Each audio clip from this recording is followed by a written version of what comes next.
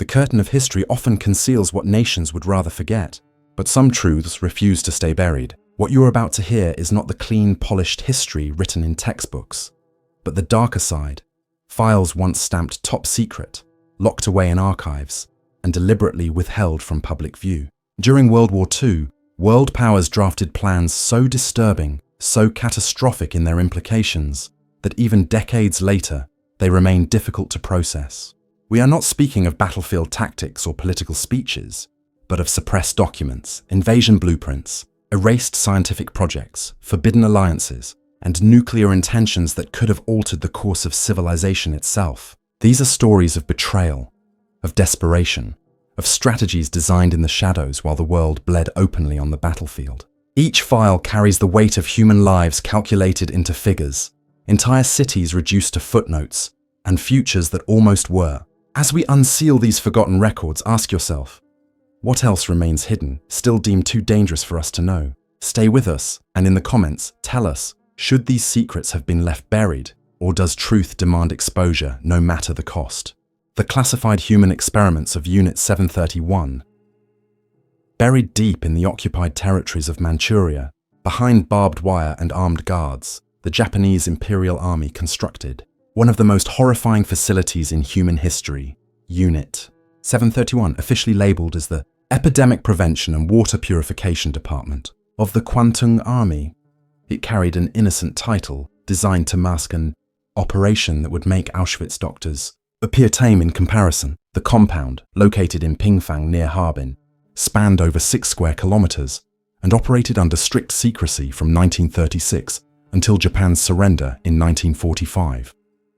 Within its walls, thousands of men, women, and children, mostly Chinese civilians, Soviet prisoners of war and Korean captives, were subjected to experiments so cruel that many Japanese soldiers later admitted they could not sleep after witnessing them. What unfolded inside Unit 731 was not mere medical research, but the systematic weaponization of suffering, designed to produce blueprints for large-scale biological warfare. The experiments ranged from calculated exposure to diseases to procedures of surgical mutilation carried out without anesthesia.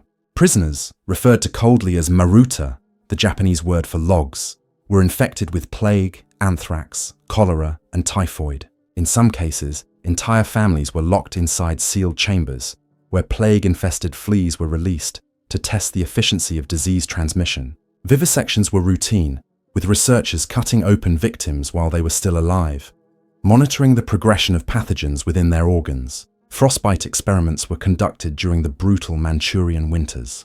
Captives had their arms dipped in freezing water, then struck with sticks until the flesh sounded like breaking wood. These limbs were then thawed in various conditions, sometimes with fire, sometimes with hot water, sometimes by leaving them to rot, so scientists could study gangrene and tissue decay. It was science stripped of morality, fueled by an obsession with power and conquest.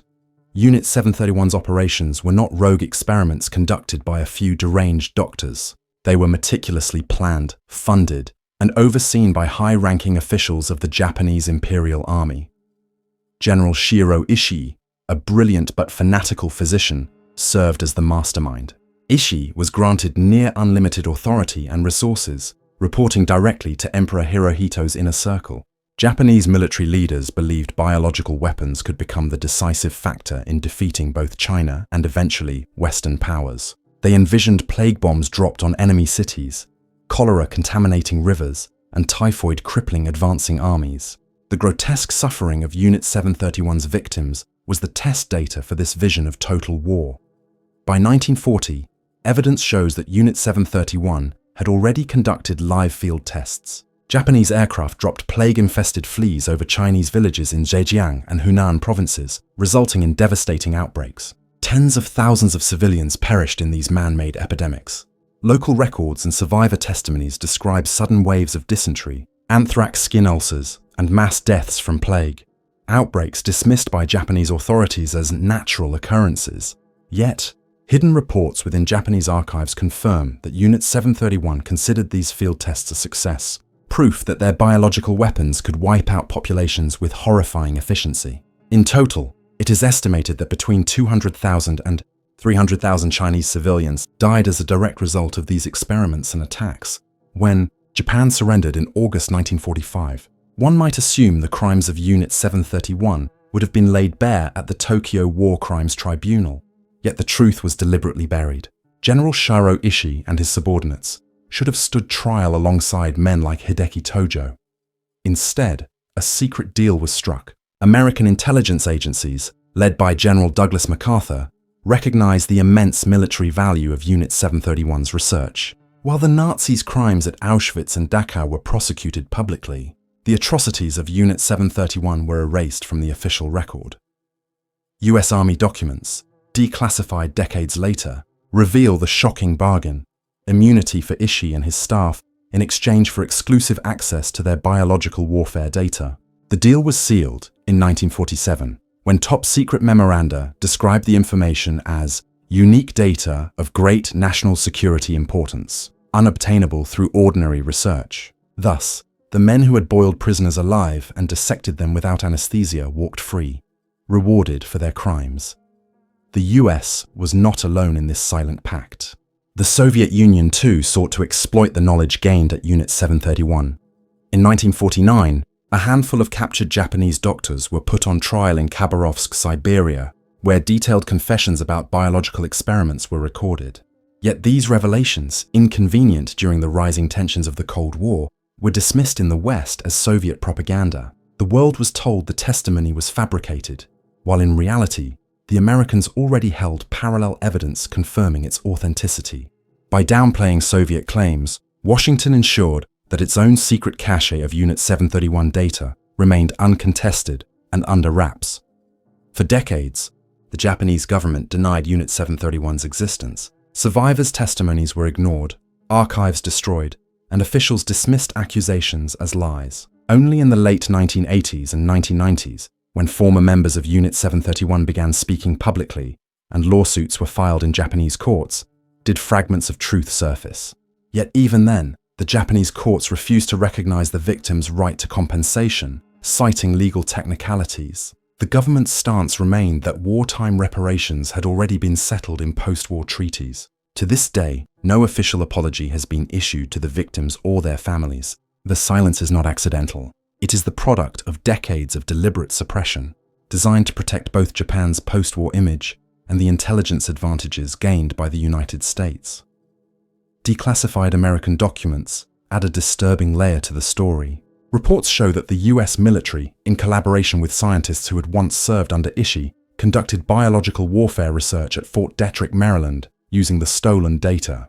While American scientists never openly admitted replicating the live human experimentation, the influence of Unit 731's findings on US germ warfare strategy during the Korean War remains a contested but chilling possibility. Chinese and North Korean accusations that the US deployed biological weapons during the early 1950s, though dismissed by Washington, cannot be fully separated from the hidden legacy of Unit 731. The story of Unit 731 is not just one of wartime atrocity. It is a story of betrayal, of victims betrayed by their captors, of justice betrayed by politics, and of truth betrayed by the governments that chose silence over accountability. Behind the curtain of classified files lies a sobering question. How many lives were sacrificed to preserve the illusion of moral superiority, while secret laboratories in America and the Soviet Union quietly benefited from atrocities committed in Manchuria? In the shadows of history, Unit 731 stands as a grim monument to what happens when science is stripped of humanity and nations decide that truth is too dangerous to reveal. Today, the name Unit 731 is still whispered with horror, a reminder that some secrets of World War II remain more disturbing than the world was ever meant to know. Classified plans for Operation Sea Lion.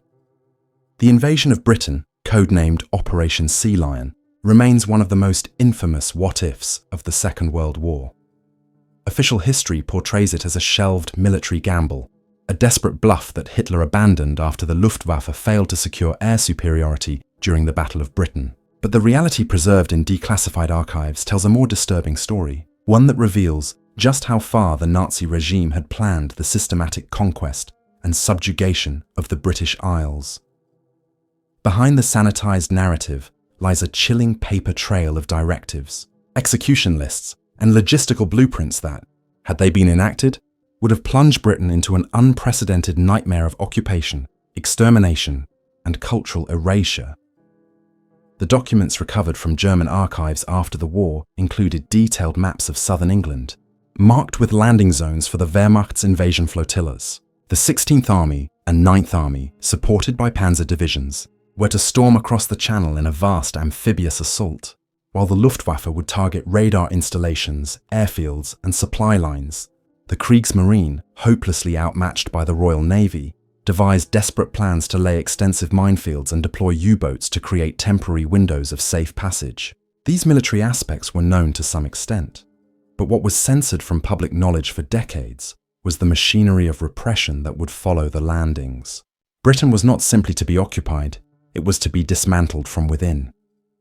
Among the most disturbing files uncovered was the so-called Gestapo Black Book, an index of over 2,800 individuals living in Britain who were to be immediately arrested upon invasion. The list included Winston Churchill's closest advisors, members of parliament, scientists such as Albert Einstein and émigré intellectuals, journalists critical of Nazi policy, and even novelists and broadcasters. These individuals were marked for execution, deportation, or indefinite imprisonment in concentration camps established on British soil. The Gestapo planned to use London's Scotland Yard as its headquarters, a symbol of Britain's legal authority twisted into the administrative hub of terror. Declassified MI5 memoranda confirm that British intelligence intercepted fragments of these plans, but they were not disclosed to the public at the time, as the sheer psychological weight of knowing such lists existed could have shattered morale. The economic blueprints for post-invasion Britain reveal another layer of horror.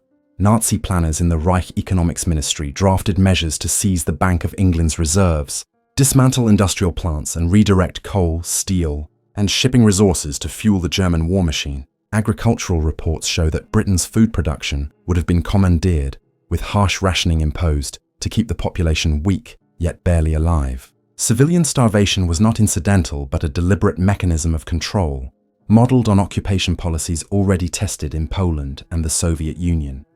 According to a 1941 report marked Geheime Reichssache, top secret state matter, the population of Britain was to be gradually reduced through malnutrition and forced labour exports to the continent. Less known, and heavily censored even after the war, were the cultural liquidation strategies prepared for Britain. Universities such as Oxford and Cambridge were earmarked for closure, their libraries to be looted. Publishing houses, newspapers, and the BBC were to be brought under Reich propaganda ministry control. School curricula were planned to be rewritten to instill German supremacy while erasing British identity. The Anglican Church, seen as a pillar of British moral resistance, was to be subordinated under Nazi religious policy, while dissenting clergy faced imprisonment. The regime's long-term goal was nothing less than the erasure of Britain's intellectual independence, transforming it into a compliant province of the Greater German Reich. Survivors of the Channel Islands occupation, Britain's only territory actually seized by Nazi Germany, offered chilling previews of what the mainland would have faced. Islanders endured forced labour, deportations to concentration camps, and the construction of massive fortifications under brutal working conditions. British intelligence reports confirmed that similar treatment awaited southern England, with the population marked for collective punishment if resistance emerged. Yet after liberation, much of this testimony was quietly downplayed, considered too demoralizing for a public eager to celebrate victory, rather than dwell on the terror so narrowly. Avoided. Perhaps the darkest revelation came not from German archives, but from the files of Britain's own Special Operations Executive, the SOE. Known as Churchill's Ministry of Ungentlemanly Warfare, the SOE prepared a last-ditch plan called Operation Foxley. This plan included targeted assassinations of German officers, sabotage of rail lines, and the poisoning of supplies. In the event that Britain fell under occupation, caches of weapons and explosives were buried across the countryside, intended for guerrilla warfare. These files, withheld for decades, reveal that even the British government anticipated the fall of London and prepared for a desperate underground war against Nazi rule. The existence of such plans, kept secret from the civilian population, underscores just how close Britain came to collapse. When the files were finally declassified in the late 20th century, historians confronted a disturbing truth. Operation Sea Lion was more than a military gamble. It was an industrialized plan for the destruction of a nation's soul. Every aspect of Britain's existence, political, cultural, economic, and spiritual, was accounted for in the Nazi blueprints. For decades, governments on both sides of the Channel suppressed these details, fearing that the revelations would cause outrage, trauma, or distrust in official wartime narratives. Instead, the public was told only that Germany lacked the naval strength to invade, a simplification that concealed the darker reality. The story of Operation Sea Lion is not just about an invasion that never came. It is about the calculated intent to erase an entire culture and replace it with tyranny. The sanitized version of history hides the true weight of what was nearly lost.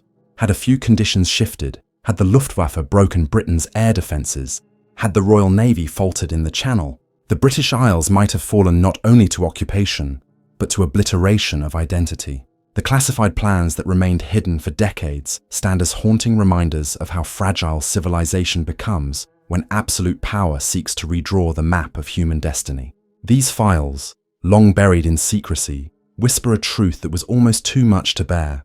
Britain did not simply fight for survival, it fought to prevent annihilation at the hands of a meticulously planned, mechanized nightmare. Forbidden Soviet-German partition agreements.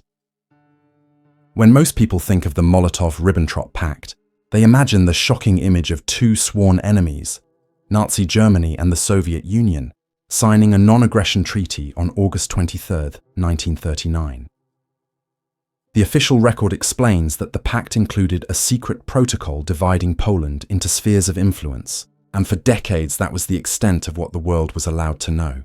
But buried in Soviet and German archives, and only gradually revealed after the Cold War, were darker, more extensive agreements that pushed far beyond Poland's borders. These suppressed documents expose a chilling vision of a Europe and Asia carved up by two totalitarian powers who, for a time, shared the same ambition: to erase small nations, redraw borders at will, and enslave entire populations in the name of empire. The Soviet copies of the protocols, preserved in the archives of the Ministry of Foreign Affairs in Moscow, reveal a far wider scope of partition than the public was led to believe.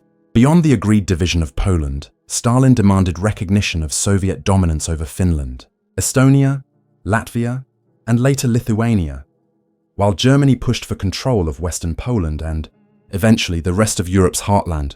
What is less known is that additional drafts envisioned Soviet influence extending deep into Scandinavia, with Sweden and its vital iron ore supplies marked as potential Soviet acquisitions if the war allowed. There were also discussions of dividing influence over Turkey and the crucial Dardanelles Strait, as both Hitler and Stalin recognized its strategic importance for control of the Black Sea and Mediterranean.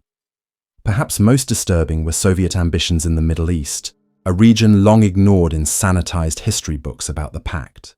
Recently declassified German Foreign Ministry documents describe contingency plans for Soviet penetration into Iran and Iraq, with German recognition of Stalin's oil claims in exchange for Soviet cooperation in securing raw materials for the Reich. In essence, Germany and the Soviet Union considered not just the partition of Europe, but the rearrangement of entire continents. Visions of empire drawn not on battlefields, but in smoky conference rooms where maps were carved up with cold indifference to the lives beneath them. The pact also had a sinister human dimension. Buried in NKVD and Gestapo files are protocols of cooperation that most governments suppressed for decades. The two regimes, often painted as implacable enemies, actually collaborated in the exchange of political prisoners and refugees. Polish officers fleeing the Gestapo sometimes found themselves handed over by the Soviets to their deaths in Nazi prisons. Conversely, Soviet dissidents who crossed into German-occupied zones were returned to the NKVD for interrogation and execution. This cooperation, documented in a 1940 intelligence memorandum signed by Heinrich Müller of the Gestapo, has been described by historians as one of the most shameful episodes of pre-war diplomacy. It revealed a willingness on both sides to betray the most vulnerable in service of expedient power. The mass deportations that followed the partition of Poland reflected the full brutality of this hidden alliance. Soviet NKVD units deported hundreds of thousands of Poles to Siberia and Kazakhstan, while German forces initiated ethnic cleansing in the Western territories. What was suppressed for years was that these population transfers were not coincidental or improvised.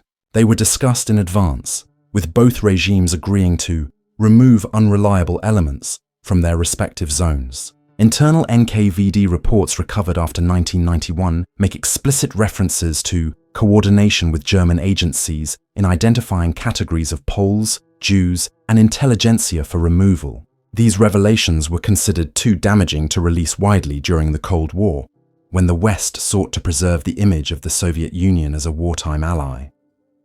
Equally shocking was the level of military and economic cooperation in the early months of the pact.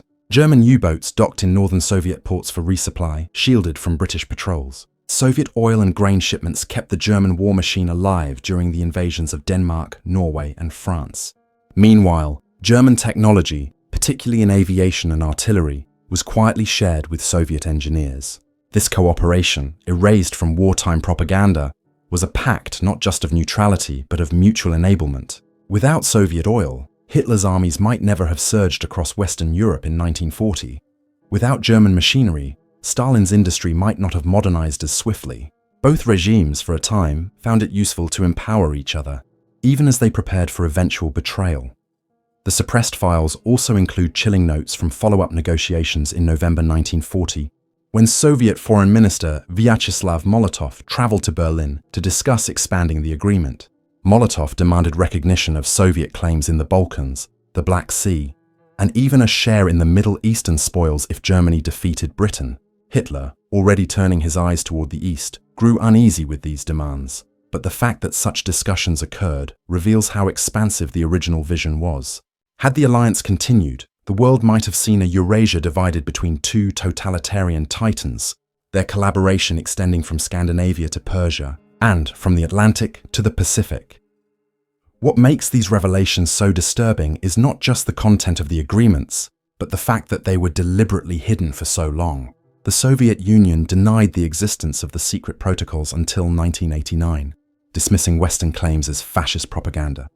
In reality, Moscow had preserved the documents in sealed vaults, with orders that they were never to be released. The West, too, downplayed their significance during the war, preferring to present the Soviet Union as a heroic partner rather than a former accomplice of Hitler. Even after the Cold War, many of the darker aspects of Soviet-German cooperation were slow to emerge, shielded by decades of political necessity and selective memory. For the nations caught between these powers, the consequences were catastrophic. Poland was torn apart, its people subjected to dual occupation by two of the most brutal regimes in modern history. The Baltic states were erased from the map, swallowed by Stalin's empire. Finland fought a desperate war to preserve its independence, while entire populations were uprooted and deported. Millions lived and died under the shadow of agreements made in secret, agreements that the world was not meant to know. It is only in the fragments of declassified archives that we can now piece together the full extent of this forbidden partnership. The sanitized image of the Second World War as a battle of good versus evil collapses when these documents are read. For nearly 2 years, Hitler and Stalin were not enemies but accomplices, bound by common cause and shared spoils. The revelations of their hidden agreements remind us that history is rarely as clear-cut as propaganda would have us believe. Behind the grand speeches and official narratives, maps were redrawn in secret. Populations were exchanged like commodities, and entire nations were signed away with the stroke of a pen. These suppressed documents tell us not just about the horrors of war, but about the terrifying ease with which powerful men can conspire to erase whole peoples from existence and hide the evidence for half a century. Erased US bioweapons experiments in Europe.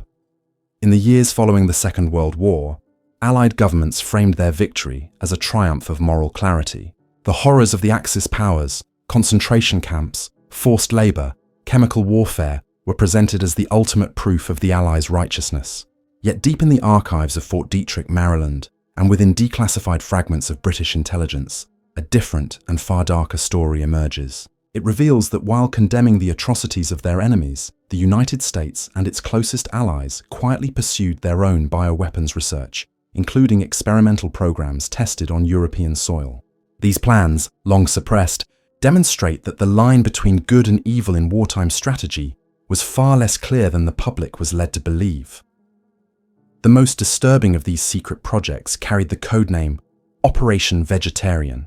Initiated in 1942 and expanded in 1943, the plan involved the development of anthrax-laced cattle cakes designed to infect German livestock. The logic was devastatingly simple. If the herds of Germany were destroyed, the civilian population would be deprived of food, leading to famine, malnutrition, and ultimately mass death. British scientists at Porton Down developed prototypes of these feed cakes, disguised to look harmless, but each one carried spores of anthrax capable of annihilating entire herds. The testing ground chosen was the remote island of WWII, off the coast of Scotland.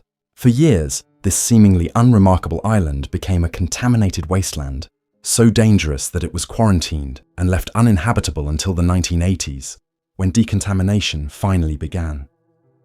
What few realized at the time was that this experiment was not confined to theoretical laboratory testing. Declassified reports indicate that in 1943, shipments of these anthrax cakes were manufactured on an industrial scale. 5 million units were prepared, packed, and stored for deployment should the order be given. The British government, under Winston Churchill, intended to release them over German fields in the summer of 1944.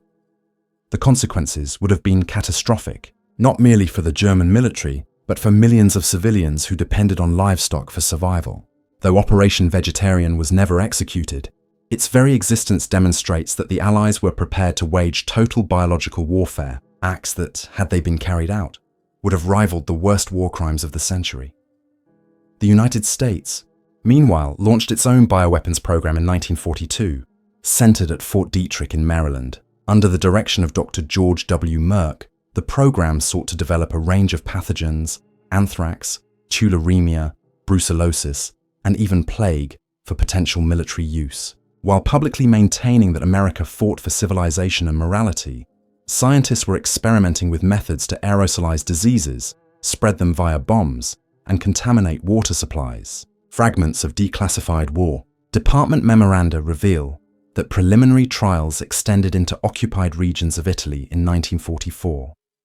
Rural villages were quietly used to study patterns of disease spread and food contamination, though the official record omits specifics of which populations were affected. References to field trials Mediterranean theatre appear in heavily redacted files, suggesting that controlled experiments on civilians may have occurred, though the evidence remains fragmentary.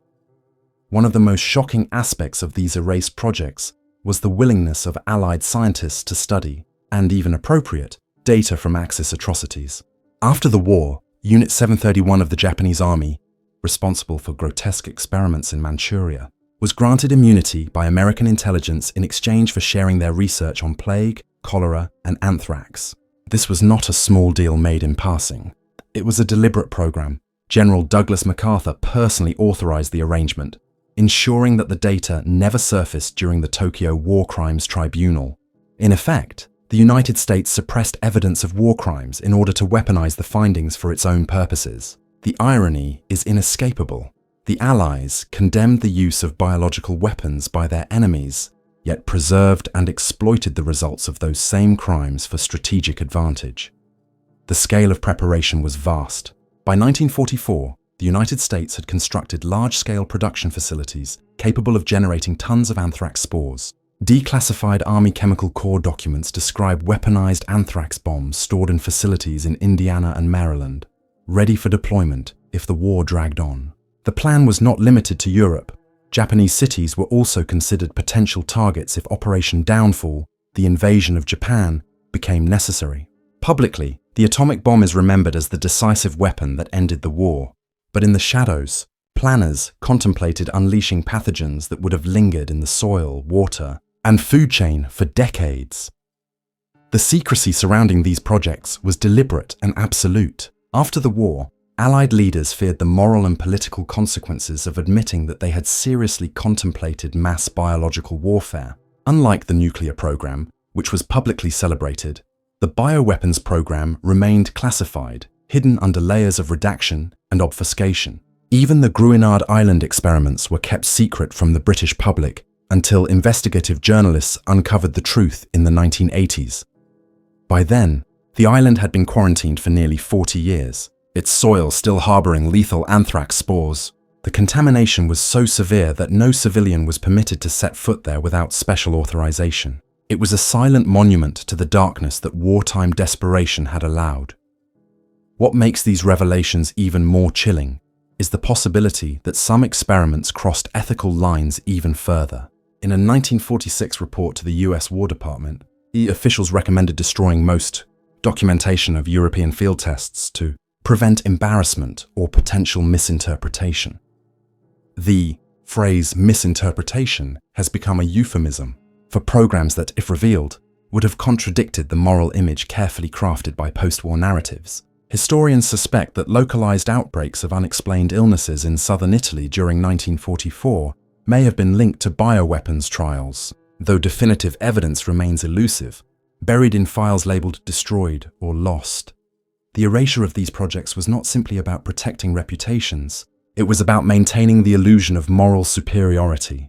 The United States and Britain needed the world to believe that they had fought a just war, one guided by humanity against barbarism. Admitting that they had prepared to starve, infect, and annihilate civilian populations with invisible weapons would have undermined that narrative.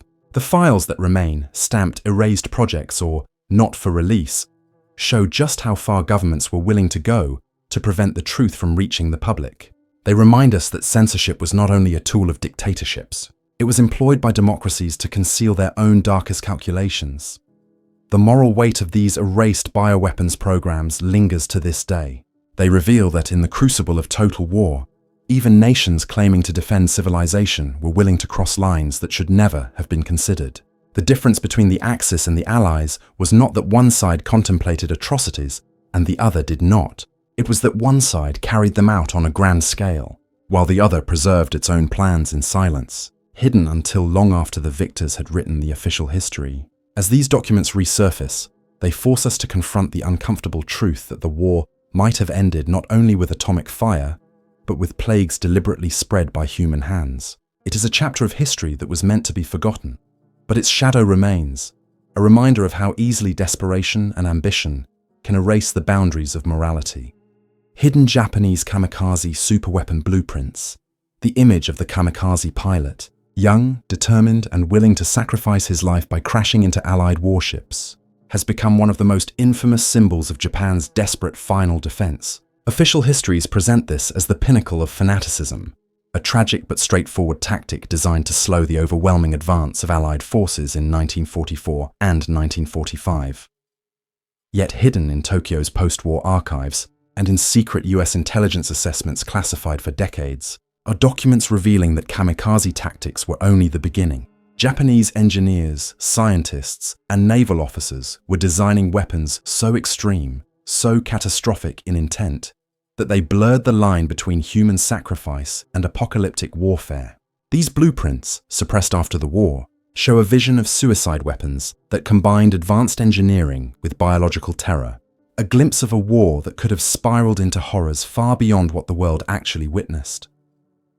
The most infamous of these projects was the Kaiten program. Kaiten, literally meaning return to heaven, were manned torpedoes designed to be piloted directly into enemy ships. Each vessel was essentially a modified torpedo, large enough to hold a single human being, sealed inside with controls, a periscope, and an explosive warhead. Once launched from a submarine, the pilot had no chance of escape. By the end of the war, hundreds of young Japanese men had volunteered to become Kaiten pilots, indoctrinated with the promise that their sacrifice would protect the homeland. What was long hidden, however, were the classified documents revealing that Kaiten production was meant to scale into the thousands, transforming entire submarine fleets into suicide delivery systems. Naval records recovered in 1945 show detailed plans for mass deployment against American invasion fleets, a strategy that, if carried out, could have inflicted catastrophic losses in the waters around Okinawa and Kyushu. But the Kaiten were only one layer of a far more disturbing arsenal. Equally secret were the plans for the Oka, nicknamed Baka bombs by Allied forces, a rocket-powered glider piloted directly into ships. These crude kamikaze jets were only the prototypes. Declassified documents reveal that Japanese engineers envisioned an expanded series of airborne suicide craft, including jet-propelled interceptors with warheads embedded in their nose cones. The intent was clear: to turn every pilot into a missile. The Imperial Navy's research divisions drew up diagrams for fleets of suicide aircraft launched not in dozens, but in waves of hundreds, designed to overwhelm Allied defenses by sheer scale of human sacrifice. Allied intelligence intercepted fragments of these plans in 1945, but the full extent of the designs was suppressed in post-war briefings, as the sheer inhumanity of the concept was deemed too disturbing for public knowledge. Perhaps the most sinister revelations involve the intersection of suicide tactics with biological warfare. Files recovered from Unit 731, Japan's infamous bioweapons division in Manchuria, show experimental blueprints for plague bombs, anthrax dispersal devices, and cholera payloads. These weapons, already tested on Chinese civilians in horrifying field trials, were intended to be adapted for kamikaze use. Imagine a pilot infected with plague or carrying a payload of infected fleas, deliberately crashing into a West Coast port city. This was not science fiction. It was a weaponization plan, documented in the archives of General Shiro Ishii, Unit 731's commander. Japanese documents confirm that in 1944 and early 1945, discussions took place between Naval Command and Unit 731 scientists about special attack units that would deliver bacteriological payloads directly into American population centers. US occupation authorities deliberately suppressed these files, fearing that public outrage would complicate the delicate process of rebuilding Japan after surrender. Allied censorship extended to the immunity granted to Unit 731 personnel.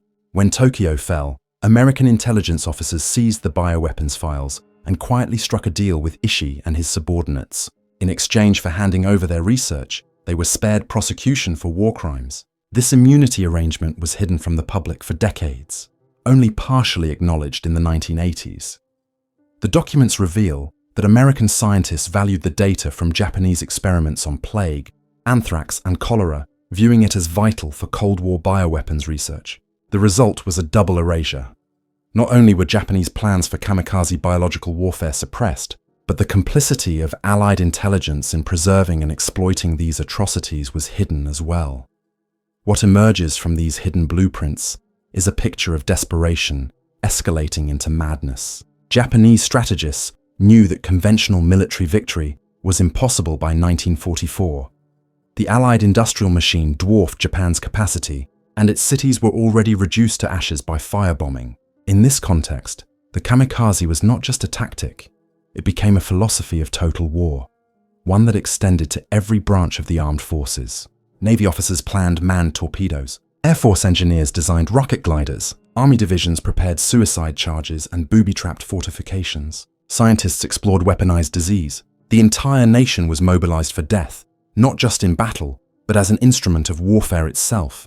The classified blueprints preserved in Tokyo's archives reveal that if Operation Downfall, the Allied invasion of Japan, had gone forward, American forces might have faced an onslaught of suicide weapons and biological attacks so horrifying that casualty estimates, already in the millions, would have multiplied beyond comprehension.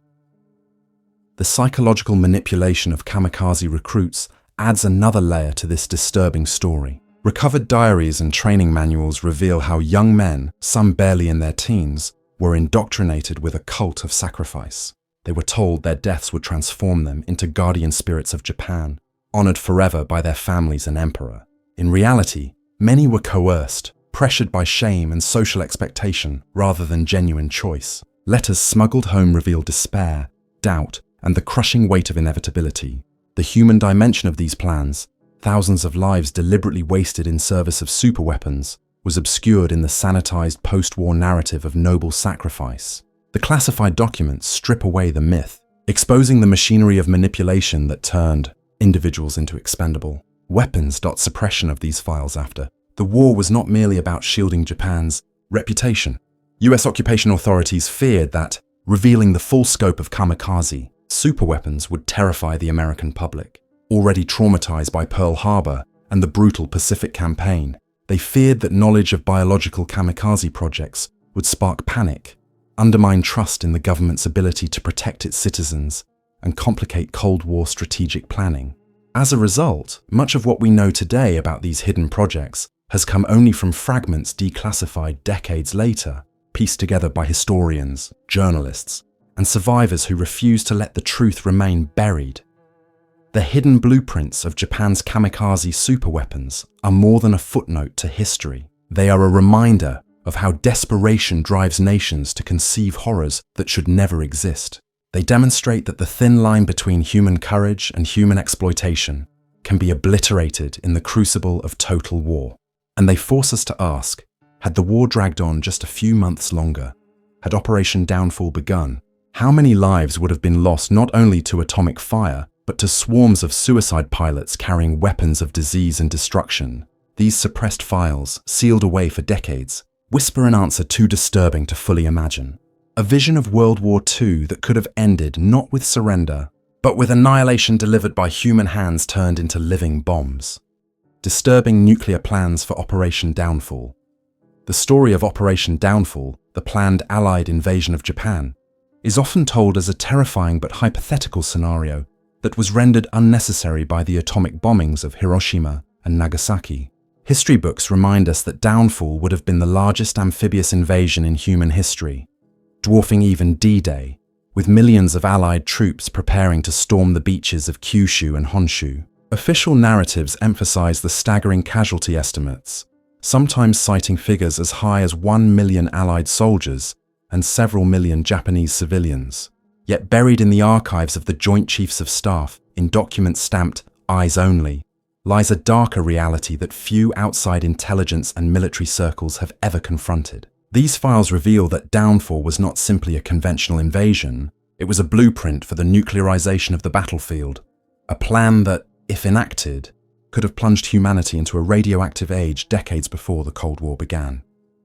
In late 1945, as Operation Downfall was being finalized, US military planners quietly considered the integration of atomic weapons into the invasion itself. While Hiroshima and Nagasaki are remembered as the only 2 atomic bombs dropped in wartime, classified memoranda indicate that dozens more bombs were being prepared for battlefield use. A Joint Target Group report dated August 1945, declassified only in fragments decades later, describes proposed nuclear strikes on beachheads in southern Kyushu. The goal was to annihilate entrenched Japanese defenders and clear landing zones for the initial assault waves. Unlike the city-destroying blasts of Hiroshima and Nagasaki, these were to be tactical strikes, detonated directly over invasion corridors. The projected radiation effects were noted in the files, but dismissed as secondary. Entire civilian populations in these coastal areas were effectively written off, their suffering considered a necessary price for securing a foothold. The casualty projections were staggering.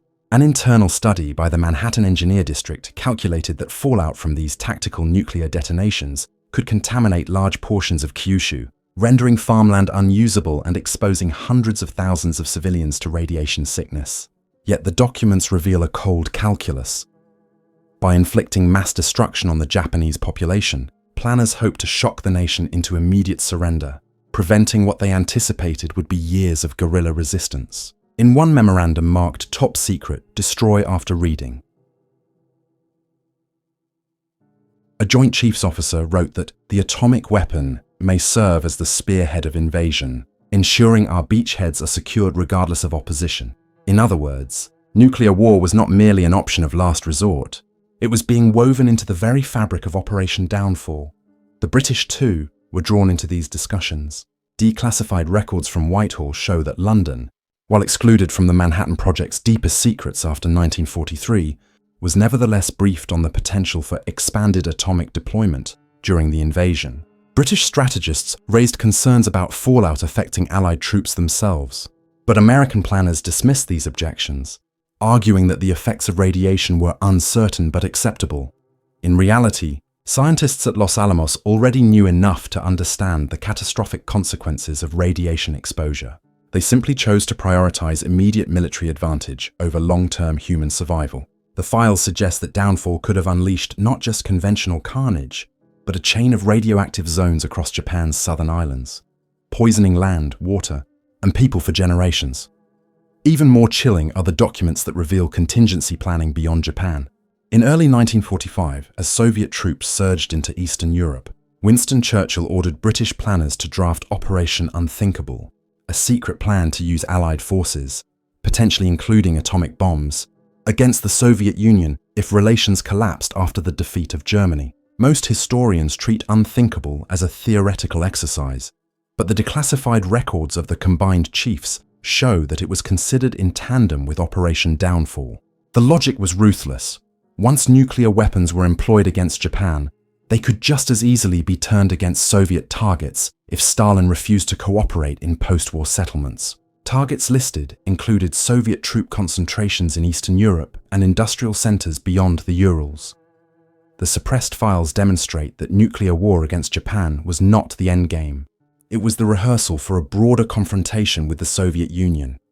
The Japanese High Command, meanwhile, had already prepared for the possibility of atomic devastation. Though unaware of the full details of nuclear technology, they understood from Hiroshima and Nagasaki that new, incomprehensible weapons had entered the battlefield. Intelligence reports intercepted by the Allies indicated that Japan's military was stockpiling food and ammunition in mountain strongholds, planning to abandon cities and wage a decentralized war. This strategy would have made tactical nuclear strikes both more likely and more devastating, as Allied forces would have sought to flush out resistance by obliterating entire regions. In the absence of surrender, the destruction could have spread not just across southern Japan, but into central Honshu, leaving a landscape scarred by a chain of atomic craters. What makes these revelations even more disturbing is how close they came to being implemented. By August 1945, the United States had assembled plans for the production of additional atomic bombs at a rate of 3 to 4 per month. If Japan had not surrendered after Nagasaki, these bombs would have been deployed sequentially against military and civilian targets alike. Targets included Kokura, Niigata, and other cities, but also landing beaches, transportation hubs, and even hydroelectric dams. The notion of limiting atomic weapons to psychological shock was, in reality, only one strand of planning. Another strand, hidden for decades, envisioned atomic bombs as tactical tools of conquest, used in clusters to obliterate defensive networks. Downfall would have been less an invasion than an atomic firestorm, followed by troops marching through irradiated ruins. Why, then, were these plans suppressed? The answer lies in the post-war narrative carefully crafted by Allied leaders. The atomic bombings of Hiroshima and Nagasaki were justified publicly as extraordinary measures to end the war swiftly and save lives, revealing that dozens more bombs were prepared for use and that they were to be employed not just against cities but against entire regions during an invasion, would have undermined the claim of restraint. It would have exposed the reality that nuclear war was not a temporary aberration, but an integrated element of Allied strategy. To admit this would have been to admit that the world stood on the brink of radioactive warfare years before the Cold War officially began. For decades, the relevant files were locked away, marked "Do not release without presidential authority." Only in the 1990s did fragments begin to emerge, painting a picture far more disturbing than the official version. The story of Operation Downfall, as revealed in these suppressed documents, forces us to reconsider the end of World War II. It was not simply a choice between invasion and surrender, or between conventional warfare and 2 atomic bombs. It was the threshold of a world where nuclear weapons would have been unleashed on a scale far greater than anyone dared to imagine. Had Japan resisted just a few months longer, the war might have ended not with 2 mushroom clouds, but with dozens, perhaps even hundreds, of detonations across Asia. The land would have been poisoned, the population decimated, and the moral foundations of victory irreparably stained. Instead, the documents were hidden, the narrative rewritten, and the terrifying scope of the plan buried under decades of silence. Operation Downfall remains in the history books as the invasion that never happened. But the truth is that it very nearly became the first nuclear war in history. A war that would have changed not just Japan, but the entire course of human civilization